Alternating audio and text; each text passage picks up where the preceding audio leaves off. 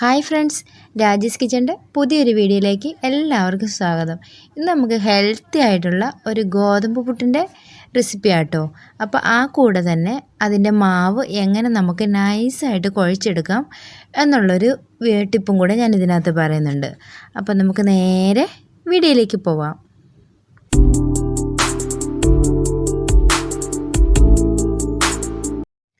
അപ്പോൾ ഗൈസ്, ഞാൻ ആദ്യം തന്നെ ഒരു പാത്രം എടുത്തിട്ട് അതിലേക്ക് നമുക്ക് ഗോതമ്പിൻ്റെ മാവില്ലേ, ഗോതമ്പ് മാവ് ഇട്ട് കൊടുക്കാവേ.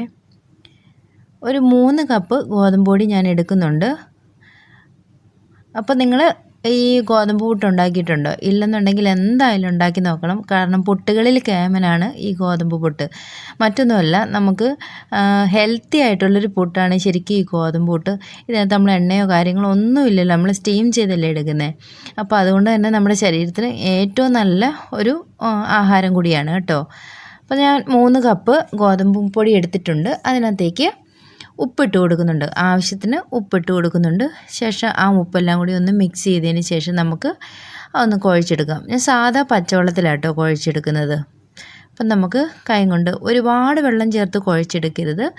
കുറച്ച് വെള്ളം ഒഴിച്ചിട്ട് വേണം നമ്മൾ കുഴച്ചെടുക്കാൻ വേണ്ടി. ഈ ഗോതമ്പ് മാവ് നമ്മൾ പുട്ടിന് വേണ്ടി കുഴയ്ക്കുമ്പോൾ ഇത് കണ്ടോ, ഇതുപോലെ കട്ട പിടിച്ചാണ് സാധാരണ കിടക്കാറല്ലേ. അപ്പോൾ ഈ കട്ടയൊക്കെ നമുക്ക് ഉടച്ച് നല്ല നൈസായിട്ടുള്ള ഒരു പൊടി എങ്ങനെ തയ്യാറാക്കുക എന്നുള്ളതാണ് ഞാൻ ഇന്ന് ഈ വീഡിയോയിൽ കാണിക്കുന്നത് കേട്ടോ.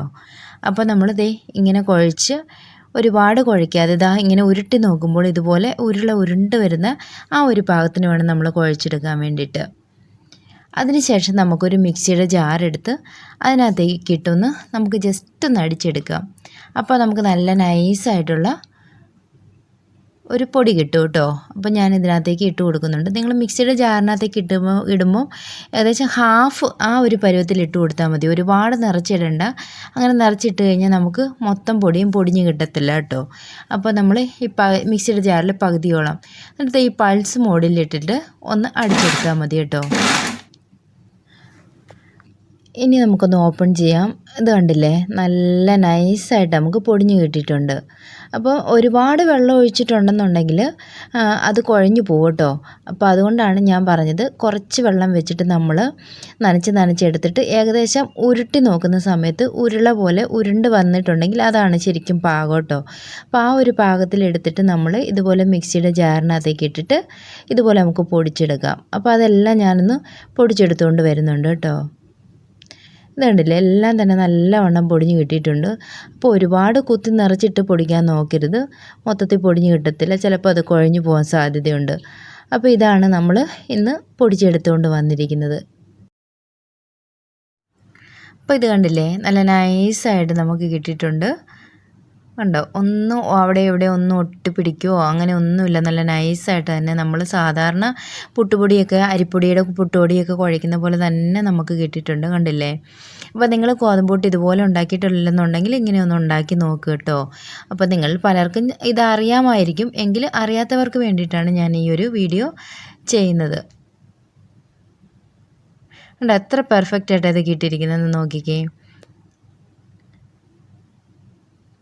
അപ്പോൾ വെള്ളം കൂടിപ്പോയി കഴിഞ്ഞാൽ നമുക്ക് ഒരിക്കലും ഇങ്ങനെ കിട്ടത്തില്ല കേട്ടോ. പിന്നെ ചപ്പാത്തിക്ക് കുഴയ്ക്കാനേ പറ്റത്തുള്ളൂ.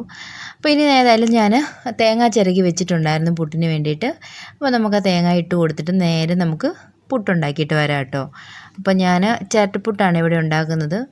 അപ്പം തേങ്ങ നിറച്ച് കൊടുത്തിട്ടുണ്ട്. ഇനി നമുക്ക് ആ പൊടി അതിലേക്ക് ഇട്ട് കൊടുത്തതിന് ശേഷം വീണ്ടും നമുക്ക് തേങ്ങ ഇട്ട് കൊടുത്ത് ആവിയിൽ, ഞാൻ കുക്കറിനകത്താണ് ഇത് വെക്കുന്നത്. കുക്കറിൻ്റെ മുകളിൽ വെച്ചിട്ടാണ് വേവിച്ചെടുത്തിട്ട് വരുന്നത്. ഇപ്പോൾ ഓൾറെഡി ഞാൻ പുട്ടിൻ്റെ വീഡിയോ ഒക്കെ മുന്നേ ഇട്ടിട്ടുണ്ട്. അതുകൊണ്ട് തന്നെ ഞാനിത് വേവിച്ചെടുത്തുകൊണ്ട് വരുന്ന പ്രൊസീജിയറൊന്നും കാണിക്കുന്നില്ല കേട്ടോ. അപ്പോൾ നമ്മൾ ഈ ചട്ടപ്പുട്ടിൻ്റെ എല്ലാം നിറച്ച് കൊടുത്തിട്ട് തേങ്ങയും കൂടി ഇട്ടതിന് ശേഷം നമുക്കതൊന്ന് ആവിയിൽ വേവിച്ചെടുത്തിട്ട് വരാം കേട്ടോ.